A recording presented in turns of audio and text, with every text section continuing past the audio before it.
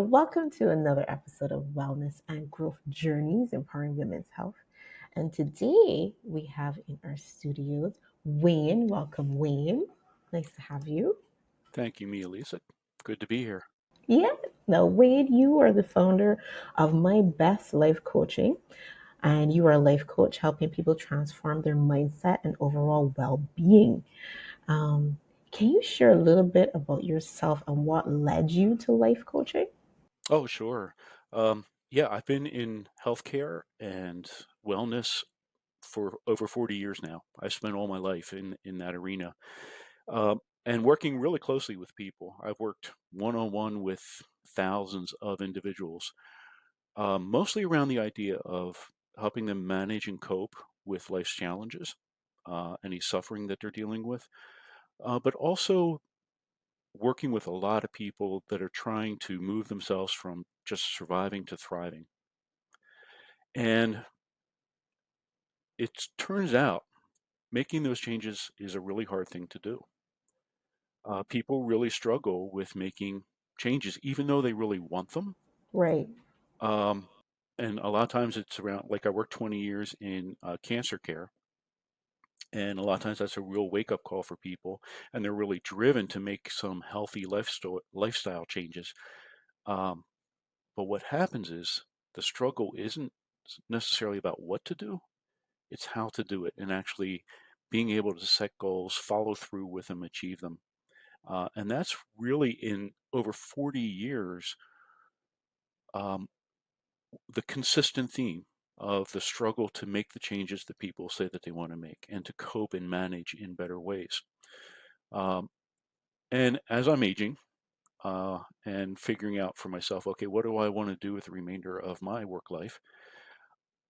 That is That is the issue that I want to address with people. And that's where the coaching comes in, the health and wellness coaching, the integrative cancer coaching. What is that missing link that helps people make the changes that they want to make? Right. Maybe it's desperation. Sometimes, a lot of times it's desperation, fear, frustration. A lot of times that's the motivating factor. But even with that, um, people still struggle with following through with what they say that they want to do.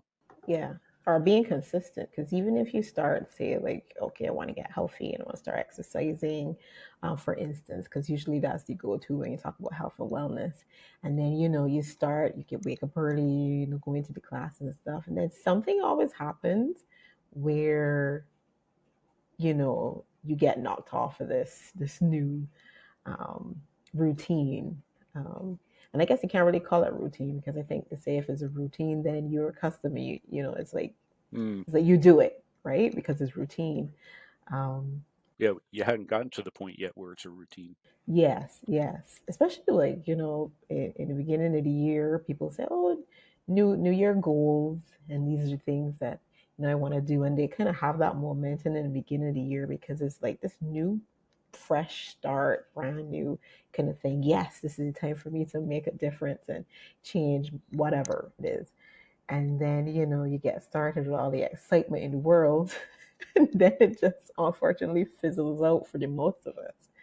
But you said making that step for the change is usually be the biggest thing. And once you really delve into what I guess is holding you back from making any changes, it's actually quite interesting what some of the answers are. But what exactly got you into life coaching? Like, at what point did you say, yes, that's what I want to do, that's what I want to do? Right. So the main reason was because it's a very good way of addressing that issue that we're talking about right now. How do you help people set goals that are appropriate and authentic to them? And how do you help them follow through with them and create that routine, and not give up in the first 2 weeks? What really has made a difference, and where the light bulb popped on for me, Right. was over the last 10 years, I've done a lot of mindfulness training and positive psychology training. And out of that came the answer for me. Mm, And what that is There's a ton of research that shows that the people that fare better on all levels, whether it's better health, better sense of well-being, able to cope and manage with life's challenges, and the ability to set goals and achieve them and move yourself from surviving to thriving. The common factor that all those people have in common is that they have a higher level of life navigation skills. They've created a foundation for themselves of what's called life management, life navigation skills. And that makes the difference. Um, the challenge here, what's really, really strange, is these life navigation skills were not taught. They exist. Mm, right. Research shows that how effective they are in improving our lives, and yet there is nowhere in our lives where we are formally taught these skills. And what we're talking about is mindfulness, um, being able to pay attention. The more you pay attention, the more you better your thoughts. The more mindful your thoughts are, the better your motivation in life. The more mindful your motivation, the smarter actions you take. And then the other skills are things like our strengths. How often have any of us sat down and done a real good assessment of what our strengths are? And then in life, when they're needed, remember to actually use them. Hmm. And then there's weaknesses and self acceptance. There's resilience. Resilience is a big one. Right. Um, Relationships, um, motivation, and goal setting. Those are skills. So there's this whole set of like basically 9 identified life navigation skills Hmm. that can change everything for us. It's so the smart thing for all of us, if we had a resource for doing it, would be to create this foundation of life navigation skills for ourselves. Make that job number one. Build the foundation because then everything else that you build in life can be built on top of that. And you're in a good place because you've built that foundation for yourself. So that's a big part of what my coaching is about these days, providing one-on-one coaching, group coaching, but also I have a place built where people can learn those life navigation skills if they're interested in doing that. Um, is there like an age range of people for the people who seek your services? Like, the reason why I ask is because I wonder if there's like an age where you have like a aha moment in your life and you're like, you know what, I need, someone to help me. I need a life coach. And then the second part is that is in terms of men versus women, is that skewed? Is it you have more male than female clients or and yeah, and behind that too is kind of like, who really actually reaches out for help, and then the kind of, I guess, hurdles that they usually help to get over. So I guess that's a three-part question. Sure, sure. It's pretty much evenly split between male and female. Um, the I would say it's probably midlife or beyond are the people that seek out my help. I have a few guesses at what that might be about. When we're younger, we're more reluctant to think that we need help with anything. We haven't had those 30 years of New Year's resolutions that we haven't been able to follow through on Yeah. to get us to the point where we say, "Oh, you know what? I'm just not able to do this on my own. I need some help." Um, and it takes a while to get to that point. Yeah. But I also work with a number of people that have been diagnosed with cancer or their loved ones have been diagnosed. Um, and that will bring in all age ranges because it's such a powerful thing to happen in life.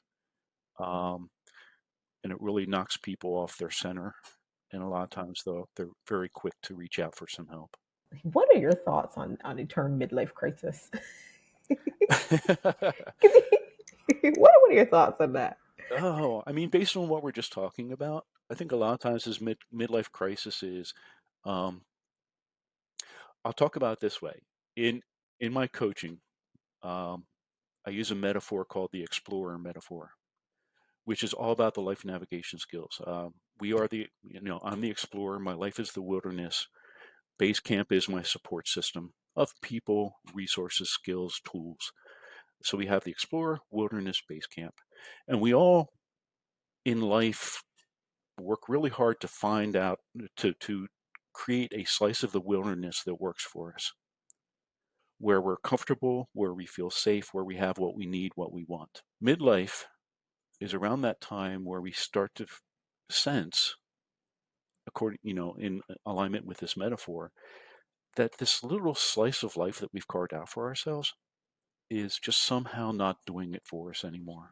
Yes. In some way, Hmm. it's not working for us. Yeah.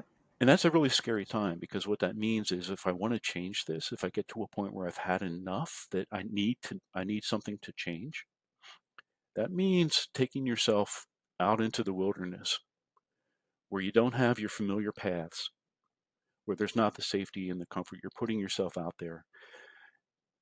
And a lot of times that's sort of a metaphor of what happens in midlife. We realize we need to change something. The ruts on the daily paths that we walk have gotten too deep, Yeah. and we're just ready for something to change. The challenge is, as an explorer, if all of a sudden you throw yourself out into the wilderness, do you have the skill set to survive that and manage it well, and and find your way to some place where you really want to be now? Yeah. And the other thing too is that the generation before us is telling you, no, don't do that. Are you Yeah, crazy?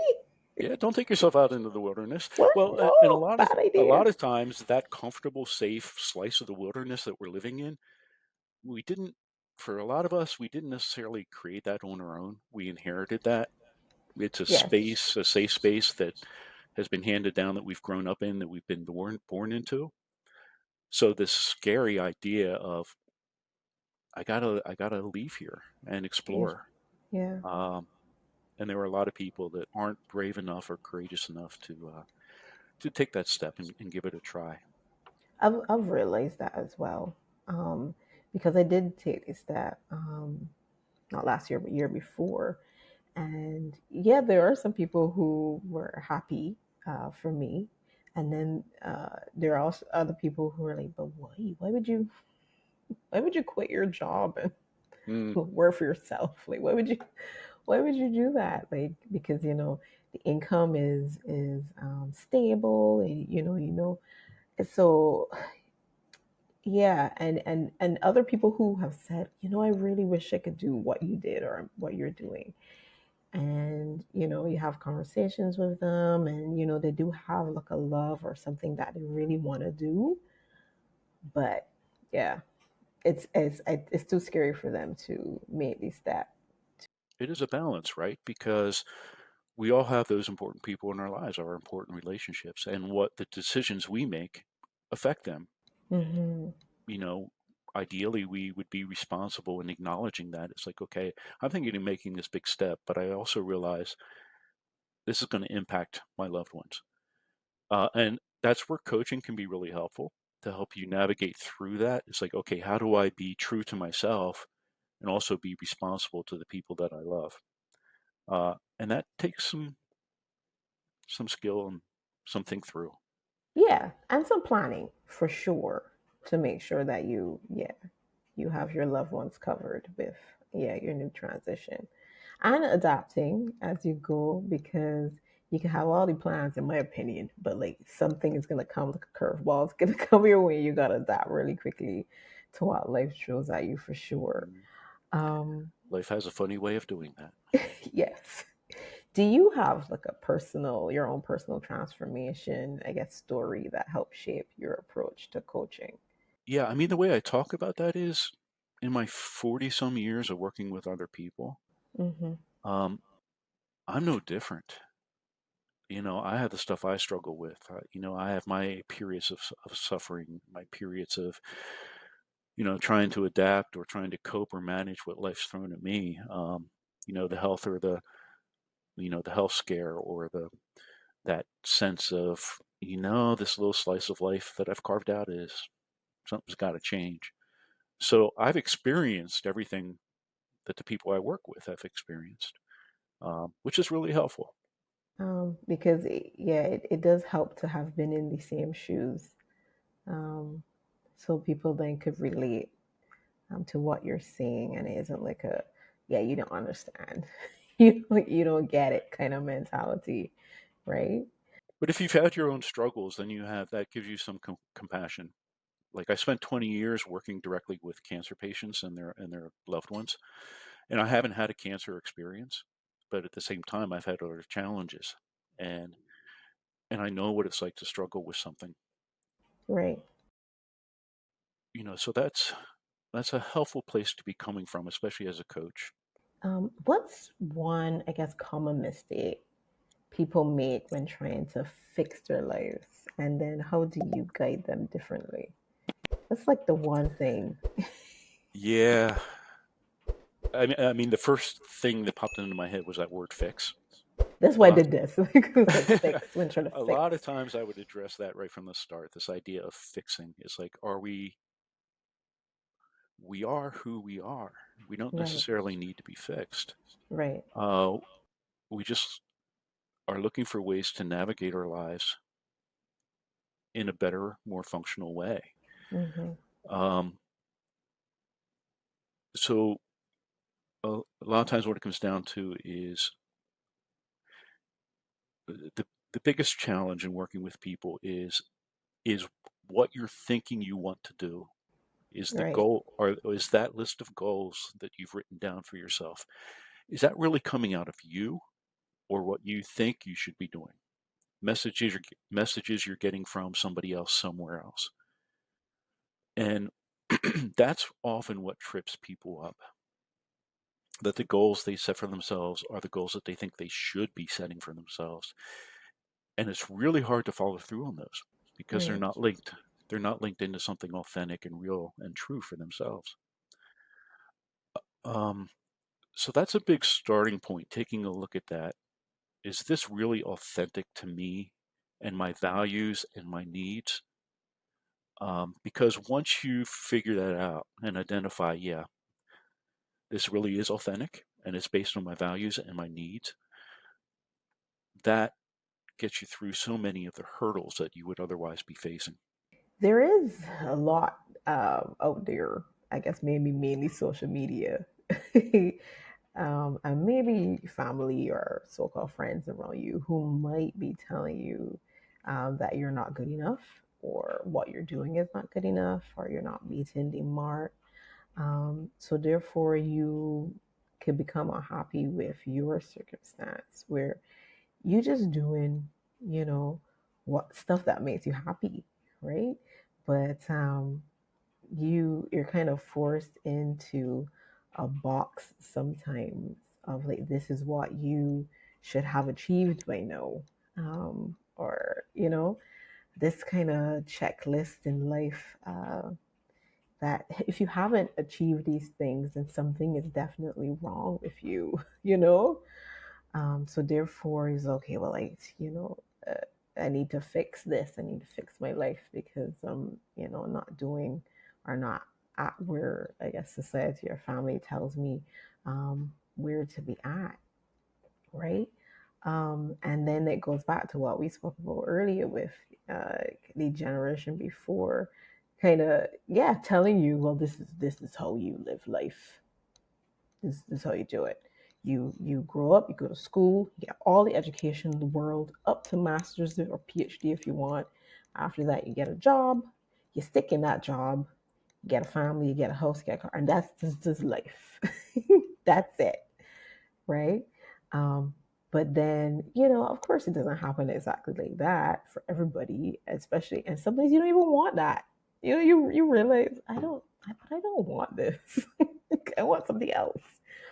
Um, so there is that struggle of, I guess, pushing against the grain, I guess, and then battling against, well, should I just still push to get this done because that is what is expected of me? And yeah, it's like maybe that is a big hold up for many people too when it comes to change. And everybody has their own tolerance for that. There are people that will spend decades of their lives doing what they've been told they should be doing and what they, the messaging that they've received and internalized Mm-hmm. until they actually end up hitting a brick wall. Right. There are other people that are less tolerant of that and will make a change sooner. Mm-hmm. But a lot of times in coaching, that is a big part of that first phase of the coaching experience of taking a look at what messages that I've either told myself or that have been coming in from outside of me from all these different sources. What messages have I internalized that I should probably take a look at and question whether they're really aligned with my values, my needs, my wants? And that's a really good starting place because until you get beyond that, you're going to be probably continuing the same thing that's making you unhappy and maybe just trying a different version of it, but it's still all caught up in that messaging that you've received. And then that I all I can see is frustration and sadness when you go down a similar but different route and you don't feel any fulfillment or anything around it. In terms of, I guess, the challenges that most of your clients face, I'm glad to hear that it's good 50-50 because then we could do a really good analysis of it. Are there any are there differences in the challenges in life that they have to overcome? Because I guess from my side, female side, and depending on if you go with the grain or not, you get the job and get married and you have the kids, right? And there's some way along the way for me that I was like, but what do what do I want out of life? Like, I did the stuff with the the the house and the car and the marriage and the kids, like, but what, you know, what about me? What do I want? Where does my life go? That kind of thing. So, um, I guess, yeah. Is there any similarities in the I would say if I had to point out a difference, female clients struggle more with empowerment, the experience of empowering themselves and internalizing that and sometimes feeling like they have permission to empower themselves. Um, I don't think male clients struggle with that as much. and is there like a commonality in the, I guess, the reasoning behind it? Is it the way that they were raised? Was it societal? Was it a bunch of different things that kind of impacted on their mentality of? It's kind of hard to answer because there's so many factors involved in that. So there is the societal factor of, male female roles and what's expected of you. But then you have but then we're all then it comes down to the commonality of we're all human. We're all Right. human beings trying to get through life as best we can. Yeah. And no matter male, female, um, there are things that can happen in life that disempower you. Right. It can be experiences, traumas, Yeah. um, your own personal psychology or temperament. There are a lot of different factors that can do that. But if we look at the general societal picture, I think that would be the explanation for the tendency of female clients to have a more of a struggle with the idea that they're allowed to empower themselves. Thanks for that. And I could see that too. That um, we should go more into that. But trust is a big, huge in coaching, right? So how do you, I guess, build a strong connection with your clients? I guess both male and female. Trust is job number one. You're bringing yourself to this person that you don't know, and you're asking for help, and that's a very vulnerable position to be in. So trust is the first thing that's the first job. What can I do in working with people to build their trust? Listening to them, Mm-hmm. being clear with them about what it is that I do and what to expect. Sometimes it's just a personality thing, and that's okay. Somebody may meet with me and feel like, something about Wayne just doesn't click with me, Right. and it's like. That's totally fine. You go find the person that you click with. Um, but it is a mindful, intentional trust building process at the very beginning because Right. the trust is number one. It's hard to do any meaningful work. And how do most people find you? Is it word of mouth, social media, website? Actually, very few people come off of social media. It's the thing we have to do, or we think we have to do, but it doesn't bring in a lot of clients. It's mostly word of mouth and the networking that you have. I've been in healthcare all my life. I spent 20 years working in a major cancer center in the Philadelphia area, so I have those connections and have built that network. So that definitely helps. But in the end, at the end of the day, it's word of mouth that brings in the most clients. Where can people find you then? Because I know you have a website. So you do have the digital presence. Yeah. Yeah, it's really where to go. MyBestLifeCoaching.com. That puts it all out there. There's the coaching, which can be either individual or group.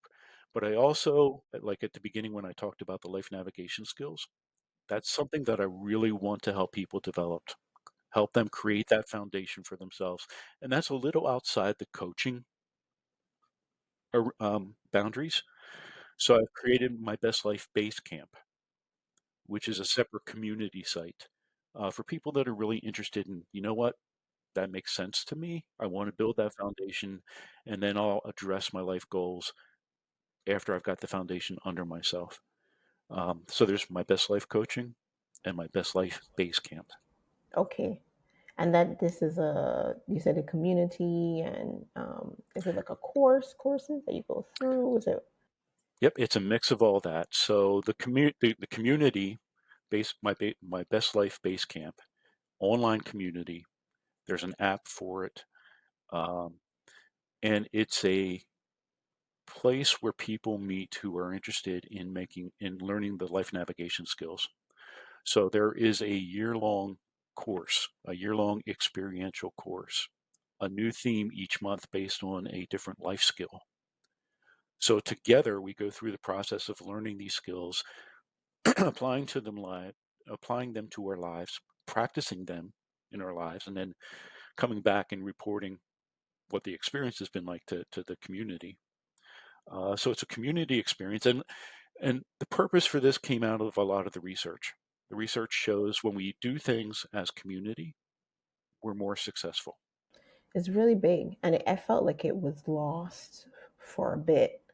Um, but now it's making a comeback because I think people missed it and they realized that they need that community, whether it's wherever, online, in person, both. Um, I find that we realize that we need it, whether it's for hobbies or life experiences or stuff like, there's always it just feels better, um, being a community, mainly for me, knowing that other people have gone through or is going through similar things as me, and we're able to kind of like, unite and get over it together or work through it together. And I think social media started out like Facebook. I think Facebook in the early days started out trying to be a community hub, but then something shifted and all became about media and just pumping out media. So there are platforms now and a wellspring of communities popping up, virtual communities, which is really great because that gets rid of all the excess and all the all that extra stimulation that we don't really need. And there are these places where you can go and find a community that you really connect with. True. Facebook still has like their Facebook groups and stuff, which I think are still doing pretty okay. I'm in one, for moms, and I love it because we share, we ask questions, and they're not always mom related. It'd be like female related. So it's quite nice to have, and it's a big community as well, where we could share and get some really good feedback. And I don't mean like Because, people are mean online. So I don't mean like, somebody saying anything mean, but people actually responding with some sort of empathy and trying to be really helpful, um, about whatever issue that you bring to the group, right? So community is huge, and I agree. I agree with that. So now, if someone listening feels stuck in life right now, what's the first small step they can take today? There's a couple things to sit down and try to. Clarity always helps. So to try to sit down and write out some clarity about what be, give as much detail to this feeling of stuckness that you can. What's it related to? What's it feel like to you? Uh, Try to gain some clarity around it. A companion action to that. There's this really great exercise called the 30 My Purpose 30, and that is to give yourself 30 minutes each day, uninterrupted, in a place where you have this, you're setting aside this as sacred time. You sit down with a pen and paper, because actually writing it out Mm-hmm. wires it into our brain in a different way than typing it or any devices. So pen to paper, write out your version of your best life. What's that look like to you? And I've been doing this. I'm on like day 60 something right now. And at first, my first thought about this exercise was, well, that just seems kind of silly. 30 minutes every day to answer the same question. I was just gonna say it. Yeah. I encourage you to try it, because what happens is over time, you answer that question in deeper and deeper ways. And the question opens itself up, which just gives you more clarity. And it's a really fascinating experience to go through. And what you find out is like, oh, this 30 minutes a day for 30 days answering the same question, it actually works. It makes sense. Mm, I like And that. and the Mm-hmm. reason for that is clarity about your feeling of stuckness, and then some clarity about what would you like the alternative to be. And that's a really great starting point for anybody that's feeling stuck right now. Yeah. And I remember the first time I tried journaling, I was like, "What? This?" Last time I journaled was, like when I wrote my diary when I was when I was younger. It was dear diary kind of thing. So it could feel awkward in the beginning, but the more you do it, then the easier it becomes. This is for anybody who is like, journal. Why would I journal? And it feels awkward. But yes, Yeah. Well, I'm in the stage now, being 60 some days into it, where okay, I feel like I've really got some clarity, and it really opened itself up answering that question, what is my version of my best life? What's that look like to me? And now I'm at the point where it's like I've given myself permission to start adding some other questions. It's like, okay, what steps could I take that would start getting me there? Or what's the journey look like between where I am now and where I want to be? Um, what would I need to do to get from here to there? well, thank you so much, Wayne. Are there any questions that you thought I would ask, but I did not, that you wanted to, I guess, expound on? No, no, that was very thorough. Uh, you hit this. It was the questions that hit my passions right now, of what, I'm really purposeful at my age of what it is that I want to help people with. Right.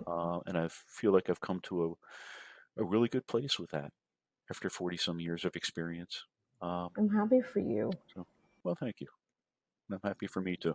Yes, it's oh, I could just imagine how liberating it feels to just like find your purpose and your passion and then just pursue that.